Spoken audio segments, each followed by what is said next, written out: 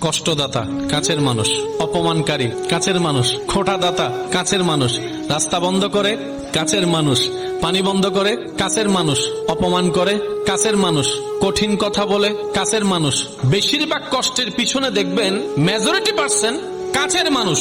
দূরের মানুষ থেকে তেমন কষ্ট পাওয়া যায় না, পাইলে সেরকম আঘাত করে না। এবার বান্দা ভাবতে বসলো, সে তো আমার বংশের কাছে, সে আমার রক্তের কাছে, সে আমার এক মায়ের পেটেরও কাছে, নারীরও কাছে। যত কাছে তত কষ্ট, ব্যাপার কি? রব বলে যে বান্দা সবাইকে কাছে নিছস, শুধু আমারে দূরে রাখছস। তুই বান্দার সবচেয়ে কাছে আমি আল্লাহ, নাহনু আকরাব, আমি তোর কাছে। তুই বান্দার জন্য আমি রব কাছে, তুই উম্মতের জন্য আন-নবী ও আওলা, নবী সবচেয়ে কাছে। আগে এটার হক আদায় কর বান্দা। রব বলে আগে আমি রবকে কাছে রাখ, আগে আমার নবীকে কাছে রাখ। আমি আল্লাহকে, আমার নবীকে কাছে রাখার পর আমি আল্লাহ যাদেরকে ভালোবাসি তাদেরকে দিলে রাখ, অন্তরে রাখ, মহব্বতে রাখ। এরপর দুনিয়ার মানুষকে তুই কাছে রাখ, দিলে জায়গা দে। যখন তারা তোকে কষ্ট দিবে, তোর আশ্রয়ের কোনো জায়গা থাকবে না, আমি রব রহমত দিয়ে তোর জীবনটাকে গোছাই দিব।